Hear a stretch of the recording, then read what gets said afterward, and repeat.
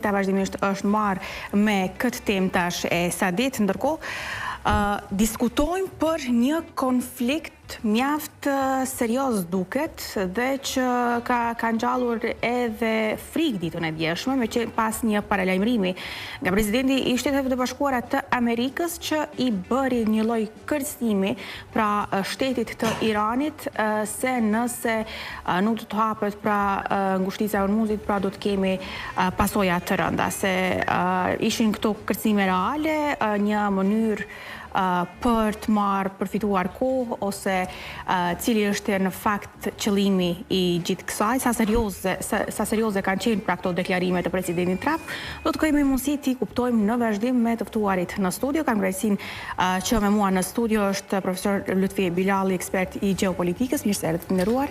Faleminderit profesor. E po ashtu me ne është edhe eksperti i sigurisë Arben Dashefsi. Mirë se erdhët. Mirë se jeta nderuar. Gjithë kënaqësi t'ju kem në studio, besoj që ka qenë një natë e gjatë për ju, me përcjelljen e gjithë atyre zhvillimeve që u bën, mjaft serioze, kërcënime të drejtë për drejta, që në fakt ngjallen një lloj frike jo vetëm në Kosovë, por në të gjithë botën. Zotri Bilali, si e keni pa këto kërcënime? Kanë qenë reale me të vërtetë apo ka qenë një mënyrë diplomatike për të arritur deri tek qëllimi i Shteteve të Bashkuara të Amerikës? Ki drejt në këtë konkludimin e fundit që ndoshta ka qenë presion për të ardhur deri te ajo që ardhën në Brom në orë 20 minuta dikon para fatit 02 natës. Ai ta quaj thon drejtën nuk ka qenë bluff. Por dikun në afër se ndoshta Trumpi je mësuar tash në mandatin e tij që ka deklarata të cilat dallojnë nga paradita me pasditën dhe por nuk mund ta marrim si ka qenë ndoshta jo serioze. Ka qenë momentum që gjithë bota ka pritur që do hym në një fazë të rrezikut, nuk po them ndoshta edhe të prekjes së butonit nuklear, por përdorimi i armeve taktike strategjike që nën kupton armat bërthamore ka qenë një lloj rreziku. Hajde ke mujt të tolerohet armat konvencionale, të cilat mendoj që për momentin ka luajtur një rol një sebeb është bë, dhe ajo është Pakistani, por prapa Pakistanit më duket që qëndron Republika Popullore e Kinës.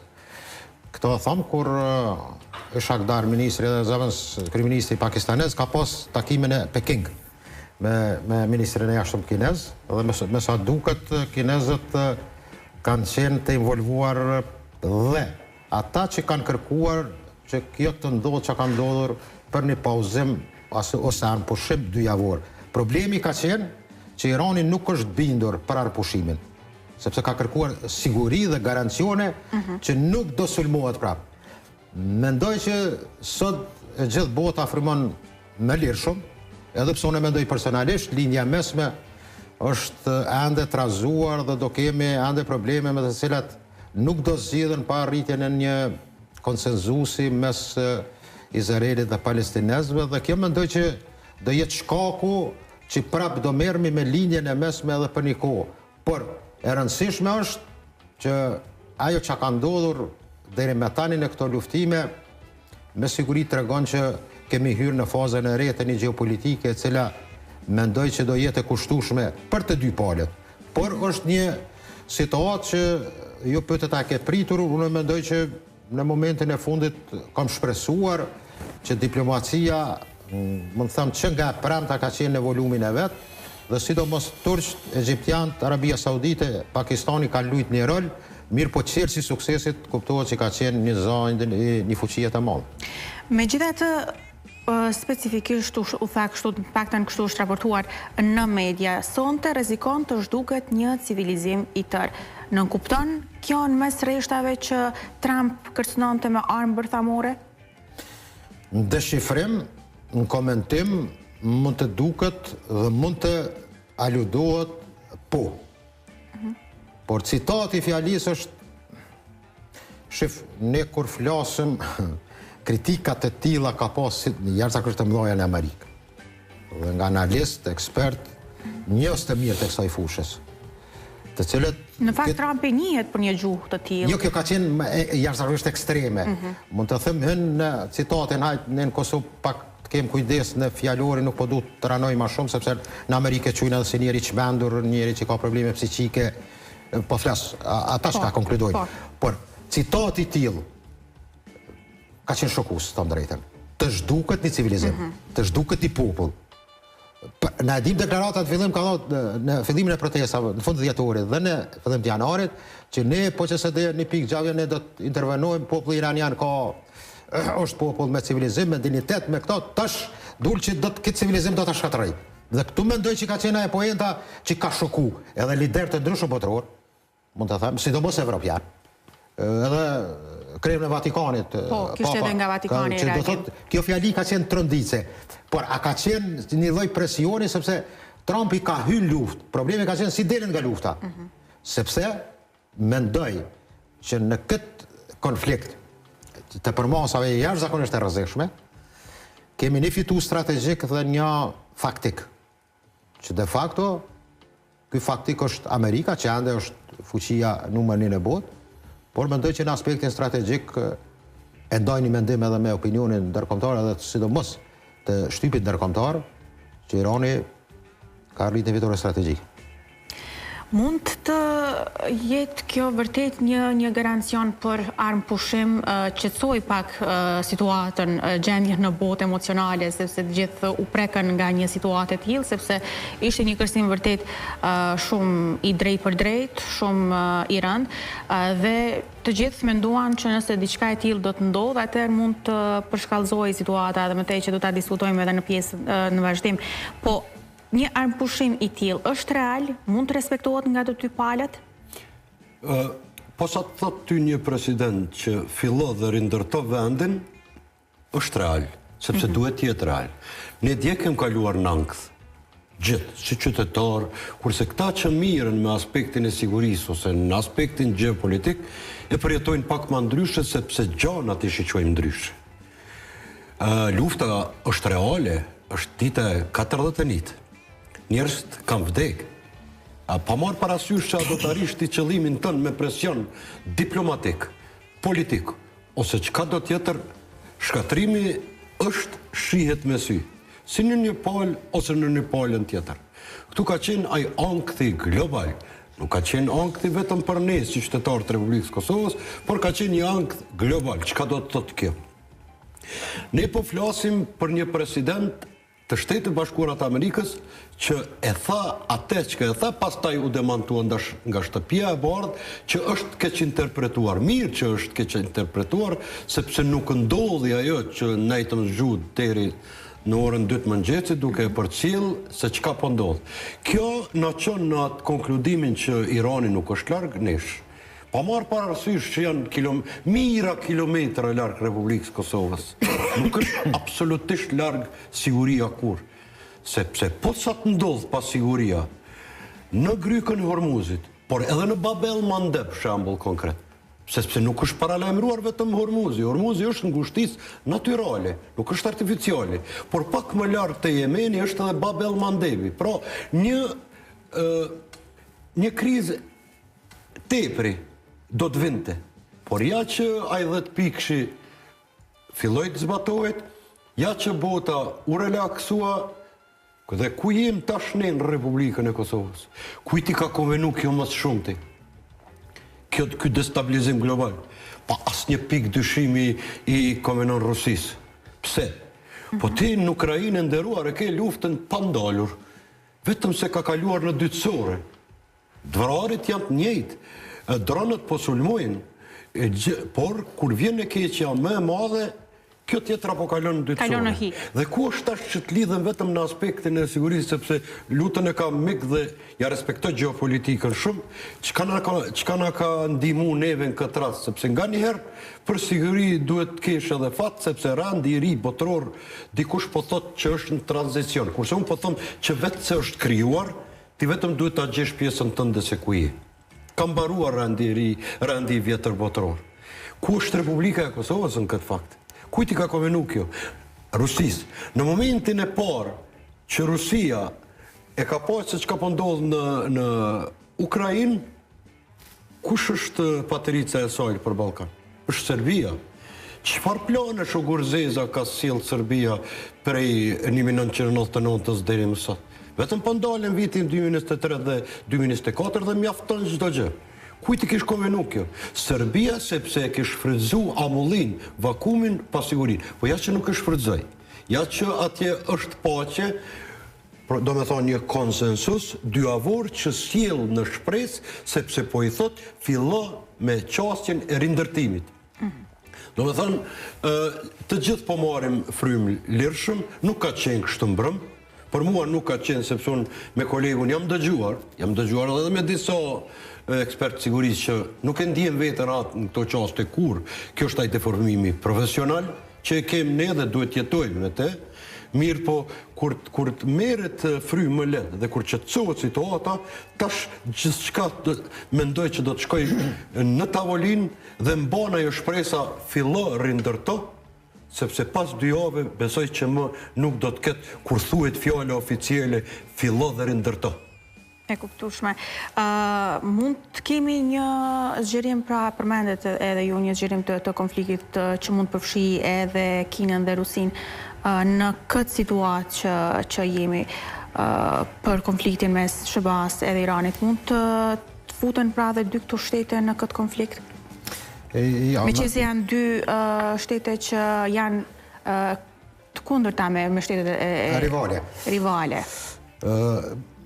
Ata që përcjellin këtë problematikë dhe sidomos këtë luftë të fundit, as Federata Ruse, as Kina nuk hynë drejt për drejt në luftë me SBA-n, se do të kalonim pastaj në butonin tjetër nuklear, cili do shkatrimi njerëzimit.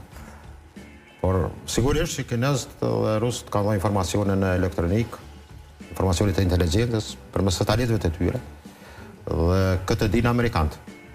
Po thonë thujza, rusët ja kanë kthyr nderin dhe atë mirën që i ka bërë në Ukrainë, duke dhënë informacione dhe teknologji Ukrainës, në Iran ka qenë një revansh i rusëve. Që do thotë, tash është një farë lloj Trumpi, kështu që i cili por gjithsesi janë veprime që janë bërë nën hije. Nën hije, në kupto. Me qenë se, thonë drejtën, sistemi i mbrojtjes kundërajrore të Iranit, Bavara 373, ka qenë efikase. Bile Trumpi ka deklaruar që marinën detare dhe forcat kundërajrore i kemë zhdukur 100%. Nuk ka dalë ashtu, si do qoftë, por kjo është një tematik tjetër. Por rusët më duket që kanë qenë të përgatitur. Me Iranin, Rusia ka një marrëveshje të bashkëpunimit strategjik, po edhe me Kinën po ashtu Irani. Por problematika qëndron nga atë që lindja mesme ende është, Izraeli sot ka deklaruar që dhe ka dhënë urdhnes që të tërhiqen disa fshata atje nga qyteti dhe të kalojnë mbi lumin Litan, dhe kjo do vazhdoj dhe nuk ka të bëj me ndalimin dhe arpushimin që bëhet me Iranin. Do thot prap krizë do të kemi në lindjet e mesme, është një region i cili nuk zgjedh shumë, nuk jap shumë shpresë që do kemi një paqe për të gjithë, por mendoj që për momentin kataklizma që ka mund të ketë për botën, kjo luftë kemi arritur që të zbritet ky nivel i tillë. Mendoj që Trumpi, një fjali dhe citat e tij e ka shumë interesant, që unë e përkthej kështu të rrit nera Asim Munirit, marshalit të ushtrisë gjeneralshtabit të ushtrisë pakistaneze. Por prapa kësaj qëndron ekskluziv mendoj që ndikimi kinez, por për momentin dhe të pikëshi i cili është pranuar nga amerikanët, Iranit, është shumë interesant. Hormuzi do të brenda këtyre 2 javëve do të jetë i lirë për qarkullim, për të gjithë, me qenë se Hormuzi ka qenë i lirë, po s'ka qenë për disa shtete. Kryesisht këtu po flas për amerikanët, Izraelin, apo edhe në një vend tjetër, por do qitet një taks, e cila do jetë dikon 2 milionë për çdo tanker. Kjo do të përkthehet dhe do qëndrohet për ndërtimin e Iranit.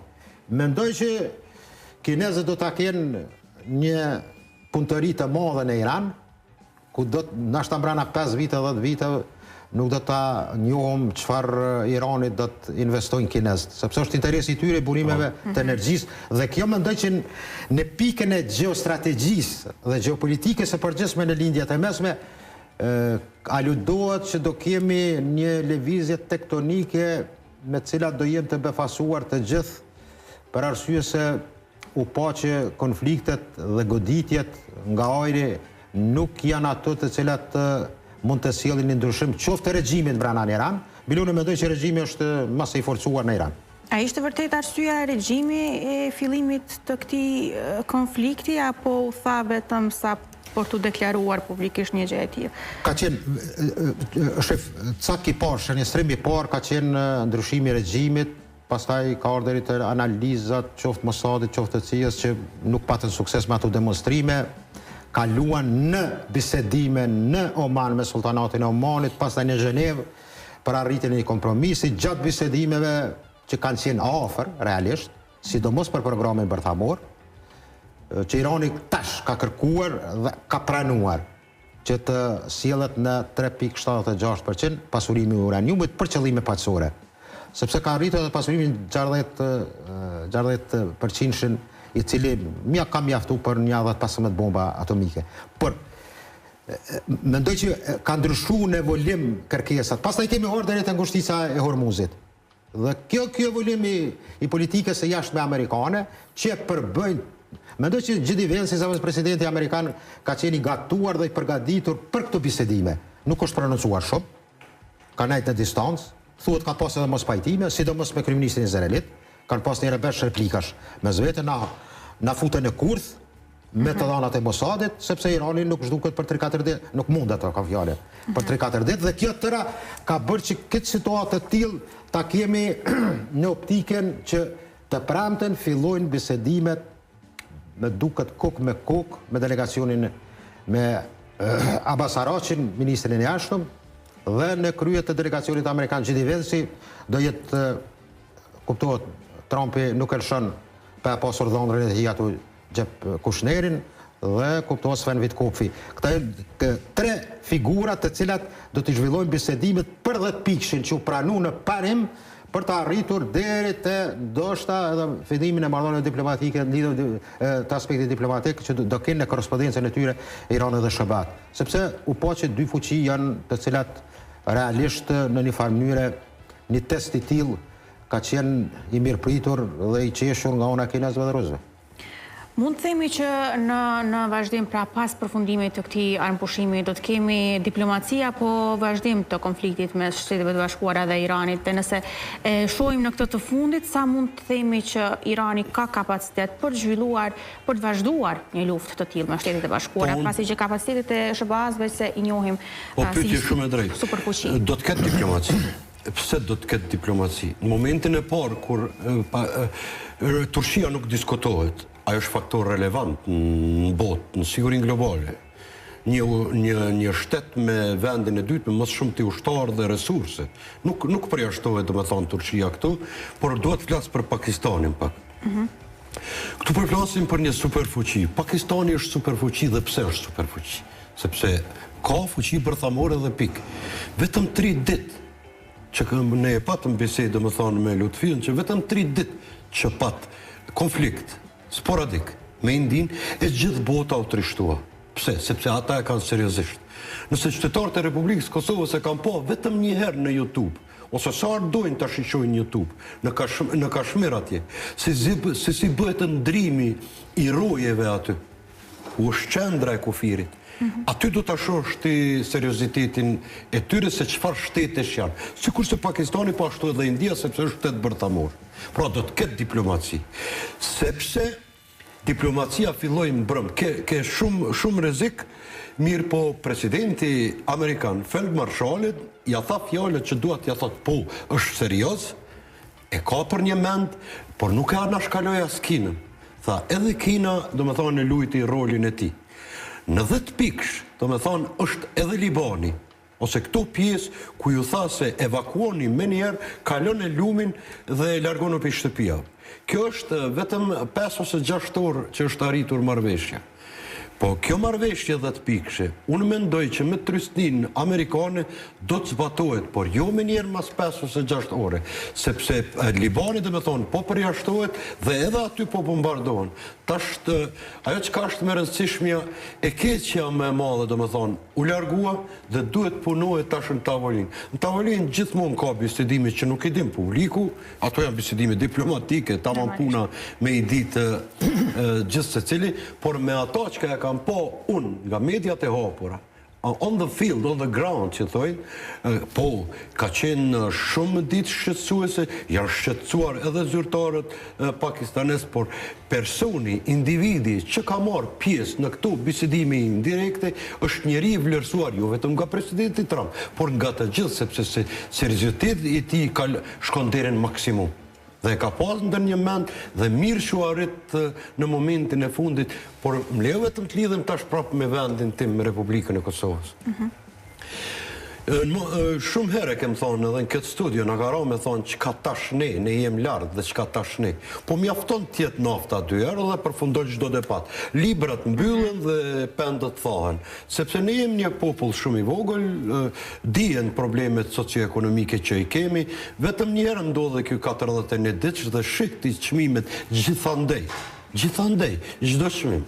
Por Republika e Kosovës në aspektin e sigurisë dhe vetëm të sigurisë duhet të ketë një strategji të për një mend, që të gjithë bashkë, që të gjithë së bashku, dhe këtu e kam fjallën vetëm për sigurinë nacionale dhe të mbrojtjes, jo për sigurinë publike, sepse siguria e publike e brendshme ka arritur në atë nivelin që po e dojmë ne. Atje që ka të ndodhë në pjesë më tanë lume i tibër ndodhë në gjithë Republikën e Kosovës. Nuk është më tema ja, është tema sigurisë nacionale, vetëm se gjeje vendin ku e ke. Rështohu para partnerve, por që të rështohesh para partnerve. Mos pari pajtohu me zvete, sepse nuk je armik me zvete. Ti duhet t'jesh tepër i shpejt, duhet t'jesh tepër aktiv, nuk po i mjafton më askujt tjetë aktiv. Po, situatën në cilën jemi me këtë, po themi, situatën politike në vend, këtë jo qëndrueshmëri që kemi të institucioneve dhe në anën tjetër një konflikt shumë i madh ku përfshihen Shtetet e Bashkuara që ne gjithmonë si shtet ju kemi qëndruar mbrapa, jemi rreshtuar pra nga ky shtet. Sa mund të kemi rrezik të shtuar pra nga ky konflikt në mënyrë të tërthort edhe mbas të situatës që e kemi në vend? Republika e Kosovës, si pas çdo ankete që ka bëhet, është populli më pro-amerikan që ekziston rruzën të Kosovë. Fati ynë. Sepse dihet fare mirë mos tin histori se çka kanë bërë ata për ne, çka jemi ne gatshëm, bile edhe me një numër simbolik të shkojmë në Gaza, por këtu kemi dëshmuar partneritet. Pyetja e presidentit, kuvendit, qeverisë, në këto situata nuk është dashur të diskutohet, sepse nuk e kemi atë luks. Ne nuk kemi fare lukse të tilla që të shkojmë çdo 3 ose 4 muaj në zgjedhje. Nuk e kemi ne atë luks, nuk e kemi ato para, nuk kemi shtet i pasur sepse po ndodh diçka në botë. Nuk është këtu vetëm Irani, do me thonë, nuk është këtu vetëm shihti shembull konkret në mbrëm, edhe Korea e Veriut i lëshon 5 ose 6 raketa ballistike dhe i gjithë këshilli kombëtar i Koreas të Veriut, Koreas së Jugut mblidhet në mbrëm. Do me thonë, nuk janë këtu kriza potenciale, nuk është këtu vetëm Irani. E përmenda që ke Ukrainën dhe asgjë nuk ka ndryshuar në Ukrainë. Mirë po ki edhe kriza për shembull tjera, ke Kin Taiwan, ke Kore e Veriut, Kore e Jugut. Krejt këto shkaktojnë pasiguri globale dhe ku e kem vendin ne? Ne kem vendin në Ballkan, jenë den babaden në Evropë. Mirë po e kem një shtet, një fqin verior me qasje destruktive. Si duhet t'i përballosh t'i qasje destruktive? Me mbrojtje dhe vetëm me mbrojtje. U pase që ka kënë gjendje të bëjnë vitin 2024. Shtrojët pyetja mos ka ndryshuar diçka prej Rankovicit ose pe Qubrojllovicit, Rankovicit ose Pashiqit. Asgjë për fat keq deri në ditën e sotme. Ne nuk mund ta presim që të vijë atje ndonjë qeveri liberale. Ne do të ishim më të gëzuarit në rajon ta kishim një qeveri liberale atje në Serbi që të mund të flisnim, ta përmbyllnim definitivisht të në dialog. Po nuk e kemi atë luk sepse ata po shkojnë me qasje destruktive. Dhe qasjes destruktive ti dush t'i paraqitesh me vigjilencë dhe prap po e përsërish. Është fati ynë shumë i madh, që nuk i ka askush në Evropë momentalisht, pos ne nuk kemi shtet i NATO-s, nuk ka nevojë të aktivizohet amandamenti 5, asgjë nuk ka nevojë të aktivizohet këtu, sepse kemi NATO këtu dhe ata ndërhyjnë të parët, kush që mësyn Republikës Kosovës. E dyta, kemi Shtetet e Bashkuara të Amerikës në bon stil, e kemi bon stilin këtu, që nuk do të zhvendoset, mendoj unë, mendimi im personal dhe në aspektin e sigurisë, 600 ushtar Amerikan, për ne janë sa 6 milion, sepse Shtetet e Bashkuara të Amerikës e kanë dëshmuar sa herë radhas i vitin e kaluar, 7 herë. Ka thënë, u tentua diçka, u ndalua. Gjithmonë është ndaluar, do shta pa e ditë qytetari i Republikës Kosovës, dhe ne jemi me fatë edhe që nuk e dim, sepse nuk kemi nevojë të dim. Ajo çka është me rëndësi, si apel, ne duhet të kemi një strategji të mirëfillt kombëtare sa më shpejt, por që ta kesh atë strategji duhet të jenë gjithë bashkarisht. Sa janë bashkarisht, shihti praktikën. Atëherë, po folëm për Ballkanin, po në përgjithësi kemi pa, zotëri Vlalli, një distancim nga ana e Evropës në gjithë këtë konflikt. Si e shihni këtë gjë? Në arkitekturën e sigurisë kemi ndryshime të mëdha dhe do të kemi edhe më të mëdha në të ardhmen afërt. Dhe ky konflikt tregon që ka shpërndarë zgjidhjet e asaj që quhet Alianca Veriatlantike, me largimin apo paralajmërimin, besoj që ka qenë ndoshta në afekt për të rrisjen amerikanëve nga pakti NATO. Dhe loja në shanë ka kuptim pa mbretin. De facto kemi, me qëse evropianët, ose shtetet kryesore të Bashkimit Evropian, mund të tentojnë që të vazhdojnë këtë rrugë, me qëse Evropa ka hyrë në fazën e një organizimit të mbrojtjes së tyre të evropianëve me buxhet 800 miliardë në hapin e parë, brenda periudhës 3 deri në 5 vjeçare. A do ndodh kjo me Amerikan apo pa Amerikan? Unë kam një bindje që në Evropë mund të kemi ndryshime të mëdha sa i përket trupave amerikane, me përjashtim të Polonisë. Amerikanët janë të interesuar që t'ja bojnë një dambili, gjithë i vjen si ka do përkraje Viktor Orbanit për zgjedhjen në Hungari, sepse edhe godet që byrokratët evropianë mos ndërhyjnë në punë të brendshme të Hungarisë. Tëra kjo tregon që amerikanët janë të interesuar që Unionin Evropian të mos e lajnë të ka jetë të gjatë. A do arrijnë, do shohim. Mandati i Trumpit është edhe 3 vite dikun, pak më pak se 3 vite.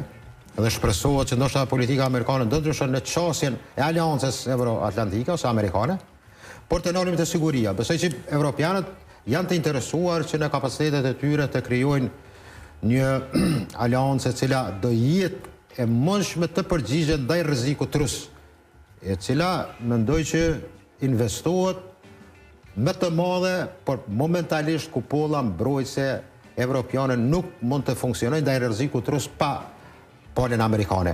Por amerikanët dëshirojnë që të gjitha ato armatime evropiane t'i blejnë nga prodhuesit Lockheed Martin dhe Boeingut amerikan, të cilat me siguri sjellin edhe 5% i GDP-s ka qenë interes që armatimi të blehet nga amerikanët. Do thotë është një lloj përfitimi. Në vitet e 90-ta kemi hyrë në fazën kur kanë qenë se të them kështu në formë liritë dhe drejtat e njeriu dhe demokracia. Sot nuk të intervenohet për liritë dhe drejtat e njeriu dhe për demokraci. Këtë jekun, këtë iluzion, por për sistemin e tregjeve dhe resurseve, sidomos atyre mineraleve të rralla. Kjo luftë bëhet për këtë arsye. Trumpi rastisht nuk ka thonë, du naftën. Ku bën goditje dhe du naftën. Por ja që dikun nuk ecë si në Venezuelë disa gjana. Një shtet mund të jetë më i fortë, një më i dobët dhe kësaj radhe më duket që ky është problemi. Për mos të ikër të cimin ma koncist e pyetja juaj, besoj që evropianët i kanë diferencat me amerikanët në staza shumë të gjata, por interesi i civilizimit evropian është që të jetë një dyzim i tillë mes amerikanëve dhe evropianëve. Ne kemi një gabim në të cilin me duket më tepër edhe vetë perëndimorët ka ndryshuar elektronika dhe inovacionet në polit lindje dhe perëndim. Nuk e kem në tash primatin që diçka zhvillohet në perëndim dhe nuk keni lindje. Flas dorë për kinezët. Bëlybëles thuhet sipas shënimeve për 10 inovacione brenda vitit. Është 8-2. 8 kinez, 2 amerikan. Dhe kjo mendoj që duhet shiqohet, ne ka herë kështu betonohemi në disa gjana të mendimit e kam fjalën, jo të interesit. Sepse interesi jonë është vija, kuptohet, perëndimore dhe amerikane, por sot do zgjat kjo busollë e tillë është vështirë të thuhet për momentin. E rëndësishme është që bota ka nevojë, unë shpesh në për studia përmeni John Kenneth. Ta ketë një John Kenneth të ri, i cili ka rritë që me konfliktin në xhirin e derën me Kubën në vitin 1962 në tetor, ta rritë një pajtueshmëri që mos shkon bota në shkatërrim me sjelljen e butonit. Dhe këtë amerikanët e dinë fort mirë, dhe është e vërtetë ajo fjalia e Clintonit me KPP, po e përfundoj. Amerika ka fuqi, po ka nevojë që të ka edhe mençuri. Për fund fare, a rrezikohemi nga një shtypje butoni aktualisht? Ja, se besoj, është një procedurë, një protokoll duket në 10 faza. Duke ko është drejt ekskluzive e presidentit. Sepse njeriu ka mendu mirë që nuk është. Jo, se mund të qëllet ndaj njerëz që mund me qenë i çmendur. Dhe mund të sjell këtë rast fani Putini, mund të çmendet edhe prek butonin. Po është një fazë nga e provuar strategjik ushtarak, ata që kanë mund të thama strategjinë dhe tër procedurën që është e përcaktuar me rregullore apo me ligje, dhe nuk mund të sjell një person, sepse mund të kem njerëz që mund të ketë atë fazën që mund të kalon trans. Se sa herë që përfshihet Amerika në një konflikt të tillë, gjithmonë ose Rusia përmendet ky butoni. Rreziqet janë bombat e pista, mund të jetë kufizuar. Ajdu kom që mund të ndodhë që mund të ketë një goditje si në Hiroshima. Mund ky skenar. Për shembull, para mendu që Tehrani ka mbi 20 milion banor, metropol shumë i madh. Mund të goditet me një model ernek si të Hiroshimës. Por prap mendoj që problemi është si do reagon Pakistani, si do reagon pastaj Kina, India, po janë dy fuqi atomare, britanikët dhe francezët në Europë. Do thotë janë nën fuqi atomare që nuk e pranon Izraeli, po janë natyral dhe ka qenë shumë e rrezikshme. Them shumë shkurt. Iranianët dyshohet që kanë marrë Samsungun 1800 Koreanë Verior, 400 zot, i cili ka mund të jetë e baraspeshme me xherion izraelite. Izraeli ka xheriot, sidomos treshin, që është kapacitetet që te kalon 12.000 kilometra.